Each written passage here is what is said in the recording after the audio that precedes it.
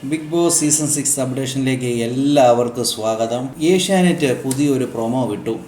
പ്രൊമോയെ കാണിച്ചിരിക്കുന്നത് രതീഷിനെയും മല്ലയെയുമാണ്. അതെന്തുകൊണ്ടാണ് രതീഷിനെയും മല്ലയെയും കാണിച്ചത് എന്ന് പ്രേക്ഷകർക്ക് ഓരോരുത്തർക്കും സംശയമുണ്ട്. അതായത് കുമാർ ഇനിയും തിരിച്ച് ബിഗ് ബോസ് ഹൗസിലേക്ക് വരുമോ ഇല്ലയോ എന്നുള്ള ചർച്ചയിലാണ് എല്ലാവരും. അതിന് പറ്റുന്ന രീതിയിലാണ് ആ ഒരു പ്രൊമോ വിട്ടിരിക്കുന്നത് തന്നെ. അതിൻ്റെ അകത്ത് രതീഷും അതോടൊപ്പം തന്നെ മല്ലയായ ജിൻഡോയും തമ്മിലുള്ള കോംബോ വളരെ കൃത്യമായിട്ട് കാണിക്കുന്നുണ്ട്.